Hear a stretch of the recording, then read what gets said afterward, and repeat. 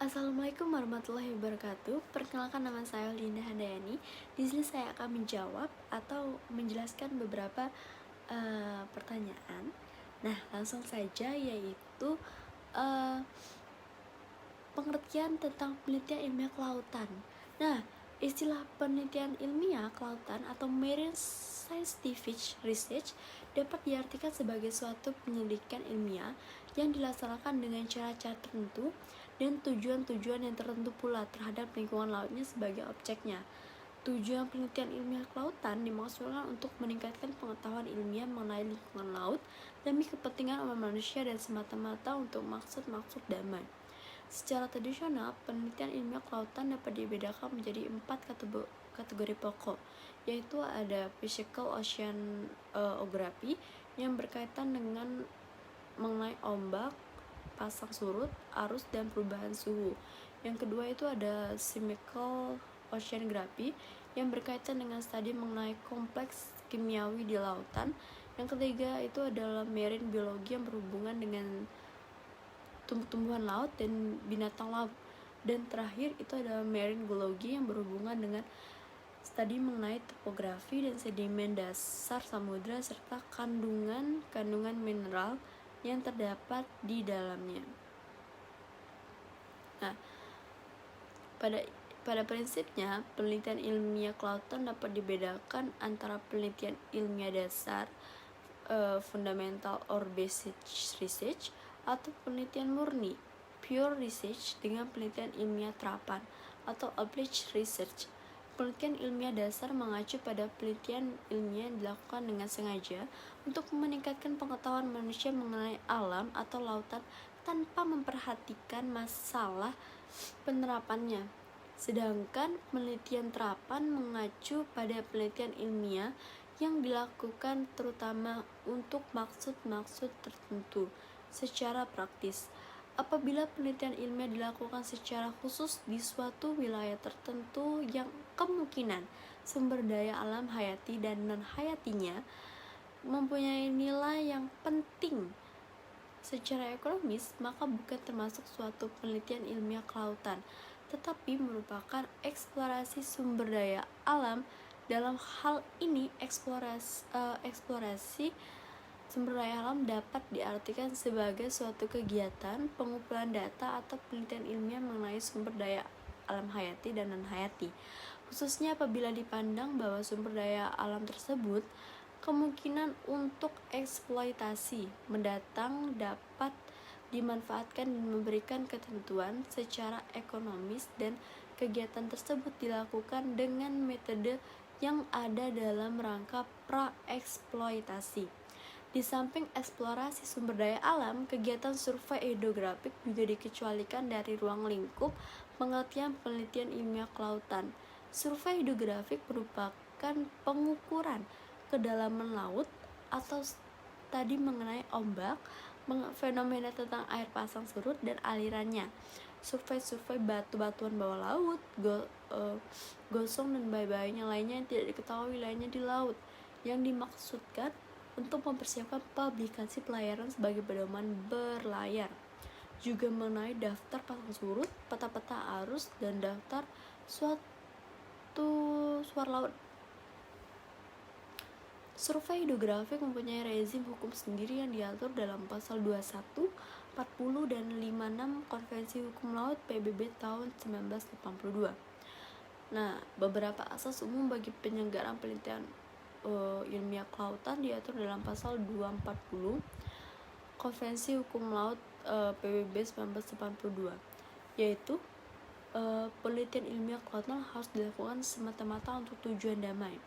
Yang kedua, penelitian ilmiah kelautan harus dilaksanakan dengan metode ilmiah yang tepat dengan cara yang sesuai dengan konvensi. Yang ketiga itu, penelitian ilmiah kelautan tidak dibenarkan mengganggu secara tidak sah penggunaan lainnya yang sah sesuai dengan konvensi, dan penggunaan laut tersebut harus dihormati. Yang selanjutnya itu ada penelitian ilmiah kelautan harus diselenggarakan sesuai dengan segala peraturan yang relevan yang diterima sesuai dengan konvensi ini. termasuk ketentuan-ketentuan mengenai perlindungan dan pelestarian lingkungan laut. Pada dasarnya, setiap negara memiliki kewajiban-kewajiban dalam rangka pelaksanaan penelitian ilmiah kelautan yang diatur dalam Konvensi Hukum Laut PBB 1982. Kewajiban negara-negara dalam rangka penelitian ilmiah kelautan adalah: yang pertama, negara dan organisasi internasional yang berwenang harus memajukan dan memudahkan pengembangan dan penyelenggaraan penelitian ilmiah kelautan. Nah, ini diatur dalam pasal 239 konvensi. Yang kedua itu ada kegiatan penelitian ilmiah kelautan tidak dapat dijadikan sebagai dasar hukum bagi tuntutan apapun terhadap suatu bagian dari lingkungan laut atau kekayaan alamnya. Itu diatur dalam pasal 241 konvensi. Yang ketiga, negara-negara dan organisasi internasional yang berwenang sesuai dengan prinsip menghormati kedaulatan dan yurisdiksi serta atas dasar saling menguntungkan harus menggalakkan atau memajukan kerjasama internasional dalam pelaksanaan penelitian ilmiah kelautan untuk maksud damai. Nah, ini tuh diatur dalam pasal 242 konvensi. Selanjutnya itu ada negara-negara dan organisasi internasional yang berwenang harus bekerja sama melalui pembuatan persetujuan bilateral dan multilateral untuk menciptakan keadaan yang menguntungkan bagi pelaksanaan penelitian ilmiah kelautan di lingkungan laut yang mengintegrasikan usaha para ilmuwan dalam mempelajari hakikat fenomena dan proses yang terjadi di lingkungan laut serta interalisinya di antaranya. Itu ada di pasal 243 konvensi. Nah, beberapa waktu lalu itu ada berita tentang kapal Xiangyang Hong 3 itu ternyata telah mematikan Automatic Identification System atau AIS sebanyak 3 kali selama melintasi alur laut Kepulauan Indonesia. Nah, itu benar. Dan lanjut, gimana tuh? Ternyata berdasarkan deteksi AIS kapal riset berkendara Tiongkok bernama Xiangyang Hong 3, ditemukan fakta bahwa kapal ini melintasi zona ekonomi eksklusif LT dan PK Indonesia dan mematikan transmitter AIS sebanyak 3 kali. Perkiraan kecepatan rata-rata ketika kapal Xiangyang Hong 3 tidak terdeteksi AIS adalah 8-9 knot. Nah, ketika AIS-nya terdeteksi itu melintas normal, kecepatan kapal adalah sekitar 11 knot. Nah, Undang-Undang Nomor 17 tentang tahun 1985 tentang ratifikasi UNCLOS dan Peraturan Pemerintah Nomor 36 Tahun 2002 tentang hak dan kewajiban kapal asing dalam melaksanakan lintas damai melalui perairan Indonesia, itu kewajiban yang harus dipatuhi oleh kapal asing saat melintasi zona ekonomi eksklusif LT dan PK Indonesia, antara lain dalam perlintasannya baik di zona ekonomi eksklusif LT dan PK Indonesia, kapal asing dilarang melakukan kegiatan riset kelautan tanpa izin tertulis dari pemerintah Indonesia. Yang kedua, kapal harus melintas secara terus-menerus atau bisa dibilang tanpa berhenti nih dan cepat di LT dan PK Indonesia. Yang ketiga, kapal wajib mengaktifkan AIS selama melintas di zona ekonomi eksklusif LT dan PK Indonesia.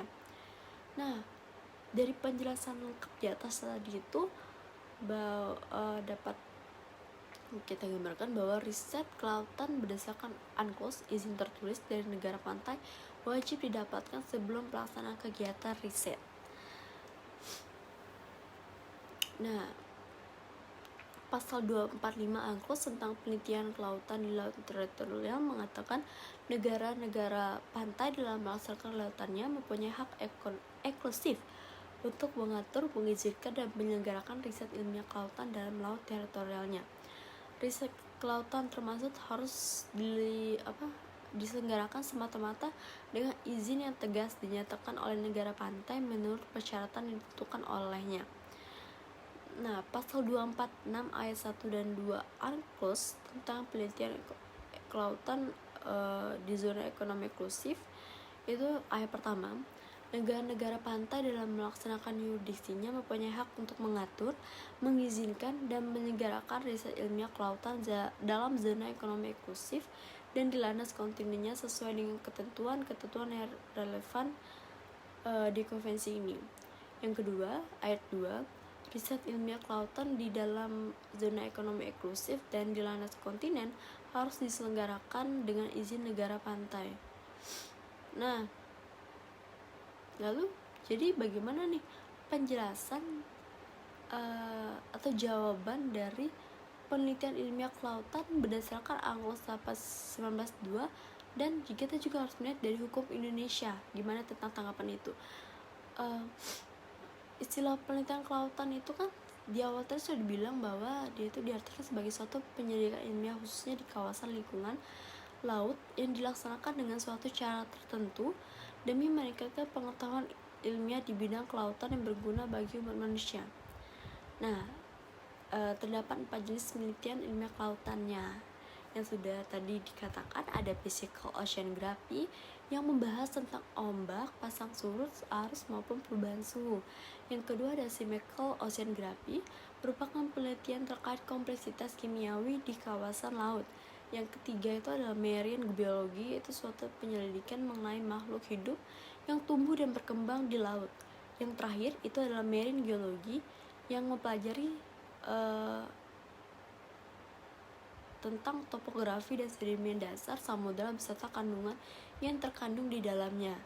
Secara konseptual, pengaturan penelitian ilmiah bidang kelautan diatur secara tegas di dalam UNCLOS 1982, yang mana landasan hukum yang terkait dapat kita jumpai pada bab 13, dimulai dengan pasal 238 yang berketentuan bahwa suatu negara maupun organisasi internasional yang berkompeten di bidangnya memiliki suatu hak dalam menjalankan kegiatan penelitian ilmiah kelautan tanpa merugikan hak negara lain. Setiap tindakan dilakukan oleh suatu negara semata-mata harus dimaksudkan dengan tujuan damai. Hal tersebut merupakan suatu prinsip yang harus dipegang teguh oleh setiap oknum yang ingin melakukan kegiatan penelitian ilmiah kelautan. Pada aturan konvensi, tepatnya pada pasal 240 telah tersirat beberapa prinsip yang menjadi tonggak dasar dalam pelaksanaan penelitian ilmiah kelautan.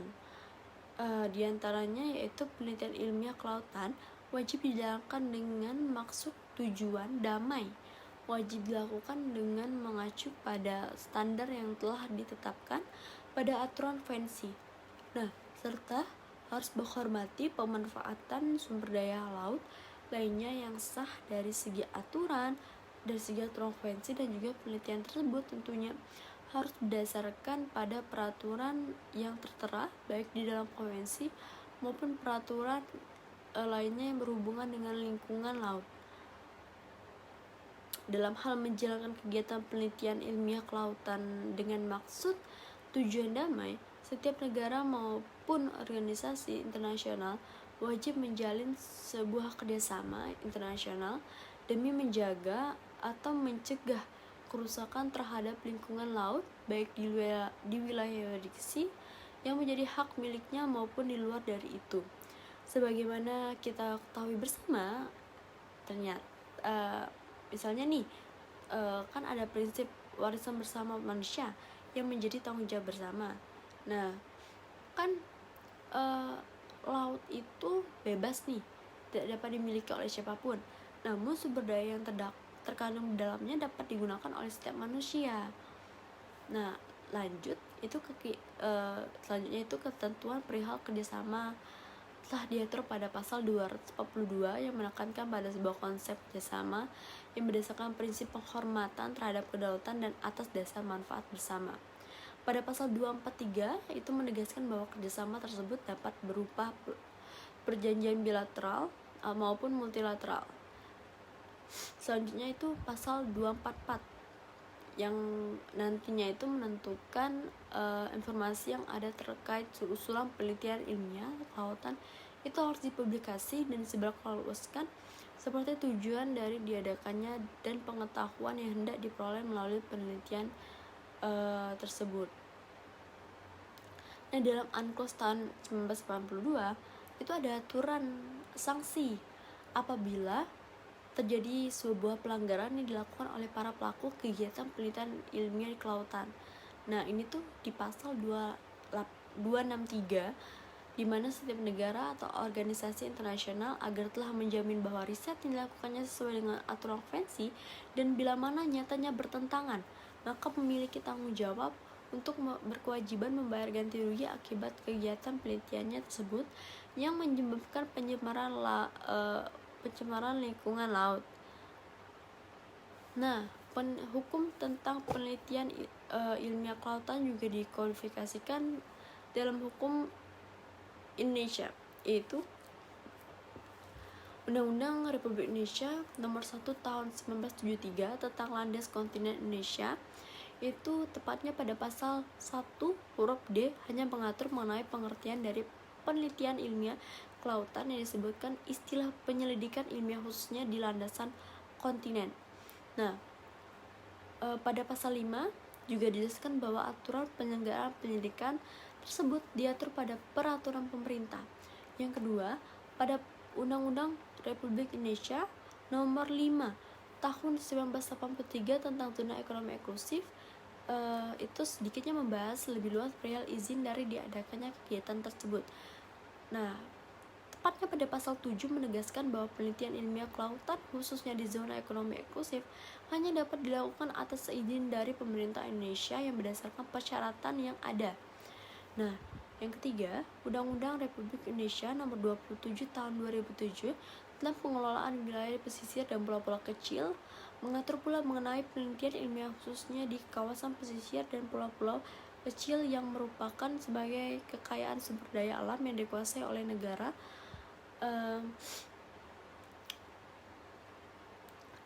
Di pasal 42 yang secara inti itu dia tuh menjelaskan bahwa pemerintah memiliki wewenang dalam melakukan penelitian ilmiah agar dapat menghasilkan pengetahuan dan teknologi yang lebih efisien serta ramah lingkungan bagi wilayah pesisir dan pulau-pulau kecil dan tidak mengesampingkan tradisi budaya. Nah, pada pasal 43 itu mengatakan bahwa tidak hanya pemerintah saja yang dapat melakukan penelitian tersebut, melainkan perguruan tinggi, lembaga kemasyarakatan, bahkan perseorangan pun itu memiliki hak yang sama asal sesuai dengan peraturan yang berlaku. Orang atau badan asing dapat melakukan penelitian di wilayah Indonesia seizin dari pemerintah Indonesia dengan catatan mengikut sertakan minimal satu penelitian yang berasal dari Indonesia menyangkut perihal hasil dari suatu penelitian. Nah, di pasal 44 itu menyatakan bersifat terbuka. Nah, ada kecualinya, itu berupa hasil penelitian tertentu yang mana pemerintah dapat untuk tidak mempublikasikan hasil penelitian tersebut, dan juga di pasal 45 menyatakan bahwa hasil penelitian itu harus diserahkan pula kepada pemerintah Indonesia. Nah, yang keempat itu pengaturan kegiatan penelitian ilmiah kelautan dalam Undang-Undang Republik Indonesia Nomor 31 Tahun 2004, Junto Undang-Undang Republik Indonesia Nomor 45 Tahun 2009 tentang perikanan yang dapat kita jumpai di pasal bab 8, yaitu mengenai penelitian dan pengembangan perikanan. Di pasal 52 Undang-Undang tersebut mengatur mengenai hak pemerintah dalam hal melakukan penelitian kelautan. Di pasal 53 ia menerangkan bahwa pemerintah memberikan izin kepada siapa saja yang dapat melakukan tersebut, sama halnya dengan pasal 43 Undang-Undang Pengelolaan Wilayah Pesisir dan Pulau-Pulau Kecil. Nah, di pasal 54 itu menyangkut perihal ketentuan hasil dari sebuah penelitian ilmiah, serta lebih lanjutnya itu ada di pasal 55 mengatur mengenai syarat-syarat bagi orang atau badan asing yang melakukan penelitian ilmiah di wilayah Indonesia khususnya yang berhubungan dengan kegiatan perikanan. Nah, di selanjutnya itu di Undang-Undang Republik Indonesia Nomor 32 tentang tahun 2014 tentang kelautan juga mengatur mengenai kegiatan penelitian ilmiah kelautan. Itu ada di pasal 37 yang menyatakan bahwa pemerintah memiliki tugas dalam mengembangkan sistem penelitian untuk pembangunan kelautan dan memberikan bantuan baik berupa pendanaan maupun pengadaan berkenaan dengan penelitian tersebut, serta hal ini dapat dilakukan dengan menjalin kerjasama antar negara. Pemerintah dapat bekerjasama dengan pihak asing dalam pelaksanaan penelitian ilmiah kelautan yang nantinya hasil dari penelitian itu harus dilaporkan pula kepada pemerintah seperti yang tertera pada pasal 39. Nah, tetapi dalam hal ini tidak dijelaskan jenis kerjasama yang dimaksud. Nah, sebagaimana telah dijelaskan di atas, pada beberapa peraturan perundang-undangan yang mengatur penelitian ilmiah kelautan terkait orang atau badan asing yang dapat memperoleh izin dari pemerintah untuk melakukan kegiatan penelitian ilmiah berikut pada peraturan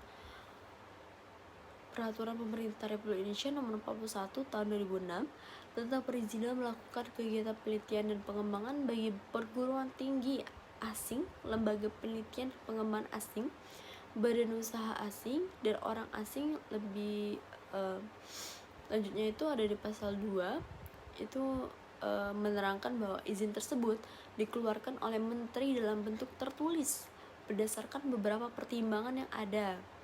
Nah, pertimbangannya itu misalnya kerugian yang ditimbulkan dari kegiatan tersebut. Nah, itu salah satu contohnya ya. Nah, pada pasal 23 berkenaan dengan sanksi yang dapat diberikan bila mana orang atau badan asing tersebut melanggar ketentuan perundang-undangan yang yaitu berupa teguran lisan maupun tertulis, serta pemberhentian sementara atau bahkan izin dari kegiatan penelitian tersebut dapat dicabut selamanya. Nah, itu dia dari beberapa sedikit yang saya mungkin sampaikan. Saya tahu saya banyak kurang dalam menjelaskan ini. Saya mohon maaf apabila saya ada kata-kata yang salah. Saya minta maaf. Saya akhiri. Wassalamualaikum warahmatullahi wabarakatuh.